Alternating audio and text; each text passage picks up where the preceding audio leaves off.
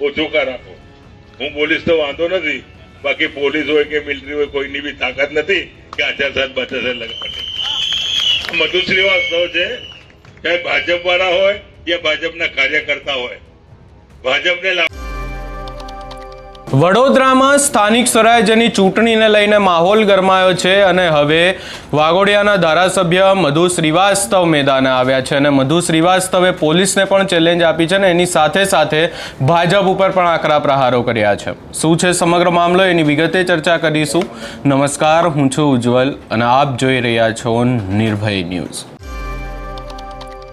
આ સ્થાનિક સ્વરાજ્યની ચૂંટણીમાં વડોદરામાંથી અનેક એવા દ્રશ્યો સામે આવ્યા કે જ્યાં ભાજપના નેતાઓ મત માંગવા માટે તો જાય છે, પરંતુ આ ભાજપના નેતાઓને લોકો ભગાડી દે છે અને ત્યારબાદ આ આખી બાબતને લઈ અને હવે મધુ શ્રીવાસ્તવ પણ મેદાને આવ્યા છે અને ખાસ કરી અને ભાજપના ભૂક્કા બોલાવ્યા છે. વધુમાં સમગ્ર બાબતને લઈ અને મધુ શ્રીવાસ્તવ દ્વારા શું કહેવામાં આવ્યું, સૌપ્રથમ એ સાંભળી લઈએ. સમય પૂરો થયો.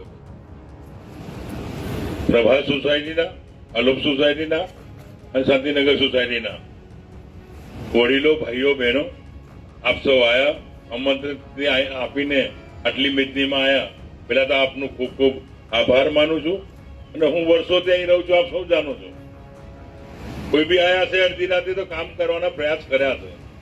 હવે આ 4 જણ ઉભા છે, એક જણને 4 વોટ આપવાનો અધિકાર છે, 4 સિક્કા મારવાનો અધિકાર છે. તો પંજાના નિશાન પર 4 સિક્કા મારજો અને પેનલને ચલાવજો. જીતવાનું નિશ્ચિત છે. જીતવાનું નિશ્ચિત એટલા માટે કે હું 40 વર્ષથી લોકોનો કામ કરતો આવ્યો છું, 10 વર્ષથી મારા દીકરો કામ કરતા આવ્યા છે અને છેલ્લા 5 વર્ષથી આ 2 કોર્પોરેટર જે છે આશીષ જોશી અને પટેલબેન કરતા આવ્યા છે. એના આધારે વોર્ડ નંબર 15માં ચોક્કસ પ્રમાણે આપણે જીતીએ છીએ. વધુ સમય ના લેતા, એટલે કે આ લોકોએ જે આપને સમય આપ્યો છે અને મહેન્દ્રસિંહ તમને બરાબર સારી રીતે વાણી બી બોલ્યા છે, મહેન્દ્રસિંહને બી ખૂબ ખૂબ ધન્યવાદ માનું છું. આશીષ જોશી, મારી દીકરી નીલમ શ્રીવાસ્તવ, પટેલ અને માછી સાહેબ, આ 4ને આપ લોકો 26 તારીખે વોટ આપીને વિજય બનાવશો. આજ વધારે નહીં કહેતો, એટલા માટે કહેતું કે હું અહીંનો જ. આપને સંભળાવીને મતલબ નથી કે બહાર વિદેશ આવીને કંઈ બોલવાનું હોય તો બોલી શકું કે मैं वो इंसान हूँ जिससे मौजें भी दूर दूर भागती है और मैं वो इंसान हूँ कि जिससे मौत भी दूर भागती है. मैं वो मधु श्रीवास्તવ. તો મારે એ કહેવાનું છે આપણને, વધુ સમય લેતા નથી. આટલા જ માટે કહું છું કે સમયના અભાવના આધારે મને તો આચારસંહિતા લાગે તો સવાલ આવતો નથી. આ 4 જણને એટલા માટે બંધ કર્યા કે તમે બોલવાનું થોડું ઓછું કાર આપો. હું પોલીસ તો વાંધો નથી, બાકી પોલીસ હોય કે મિલિટરી હોય કોઈની બી તાકાત નથી કે આચારસંહિતા બચાસર લગાડે. મધુ શ્રીવાસ્તવ છે, ચાહે ભાજપ વાળા હોય યા ભાજપના કાર્યકર્તા હોય, ભાજપને લાવનાર બી મધુ શ્રીવાસ્તવ છે, ભાજપને આગળ લાવનાર બી મધુ શ્રીવાસ્તવ છે અને ભાજપને પાડનાર બી મધુ શ્રીવાસ્તવ. વાઘોડિયાના અંદર બી પાડી છે. તો આજે હું આ લોકોને બિનશરતી ટેકો આપ્યો છે, બિનશરતી કોંગ્રેસને ટેકો આપ્યો છે. અને જે હવાલ ચાલી છે ને, એ આખા વાડી એરિયાથી લઈને 14, 15, 16 આ 3 પેનલ આવે છે, પણ એના સાથે સાથે એની હવા સ્ટેશન સુધી પહોંચવાની અને સ્ટેશન સુધી કોંગ્રેસની હવા આવવાની અને કોંગ્રેસની સીટો આવવાની. પરિવર્તન આવવાનું છે. પરિવર્તન એટલા માટે આવવાનું છે કે ખાલી ચૂંટણી સિમ્બોલ પર જીતવા આવો છો, ભાજપના નામથી નીકળી પડો છો અને જીત્યા પછી રામ રામ બસ. અને રબર સ્ટેમ્પ. એક બી ભાજપનો ચૂંટાયેલો કોર્પોરેટરની તાકાત નથી કે કોન્સ્ટેબલની બદલી કરી શકે.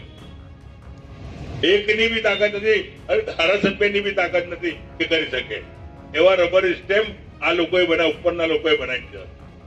ભાજપમાં રહીને 6 વખત ધારાસભ્ય બન્યો, 6 વખતના ધારાસભ્ય દરમિયાન અંદર મેં કોઈનું માન્યું નહીં. કૌભાંડ કાઢ્યા, કૌભાંડ કાઢીને MD ને સસ્પેન્ડ કર્યા, મેનેજરને સસ્પેન્ડ કર્યા, એ એમને નડ્યું. એમને એમનું ગુલામી કરે એની કામ કરાવવાનું અને કોંગ્રેસના લોકોને લઈને ભ્રષ્ટાચાર કરીને આવે કોંગ્રેસના લોકો અને ભાજપમાં લઈ લઈને ક્લિયર વોશિંગ તરીકે ક્લિયર કરી આપે. આ નીતિ ભારતીય જનતા પાર્ટીની. આજે અહીંના જે કહે છે કે હું નેતા છું, અરે પણ નેતા હાનો ભાઈ, તારો ગઢ સાનો, ગઢ કેવો તારો ભાઈ? ગઢની વાત કરે છે, તને હરાયો બી મેં છે તને જીતાયો બી મેં છે. ભાઈ કાન ખોલીને સાંભળી લેજે. તારાથી વધારે તો મારા દીકરાના 2500 વોટ વધારે નીકળ્યા હતા. કયો તારો ગઢ, કયો ગઢ કહેવાય છે? અને પેલા ભાઈ બોર્ડ લગાવીને મધુ શ્રીવાસ્તવની જે બે દીકરીઓ છે એ પણ આ વખતે ચૂંટણીમાં છે અને ચૂંટણીના મેદાને છે અને મધુ શ્રીવાસ્તવે માત્ર એમની દીકરીઓ નહીં પરંતુ આખી પેનલ જીતશે એવો દાવો પણ કર્યો છે અને સાથે સાથે પોલીસની પણ વાત કરી છે. પોલીસ કે કોઈની તાકાત નથી કે મધુ શ્રીવાસ્તવને રોકી શકે એવી પણ વાત કરવામાં આવી છે.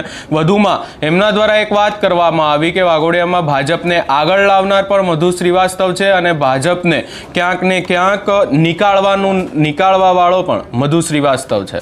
આ આખી બાબતને લઈ અને અનેક ચર્ચાઓ થઈ રહી છે અને ખાસ કરી અને હવે આ જે નિવેદન સામે આવ્યું છે મધુ શ્રીવાસ્તવનું એને લઈ તમારો શું અભિપ્રાય છે એ અમને કમેન્ટ કરી જરૂર જણાવશો અને અમારી ચેનલ નિર્ભય ન્યૂઝને લાઇક શેર સબસ્ક્રાઇબ કરવાનું ભૂલશો નહીં.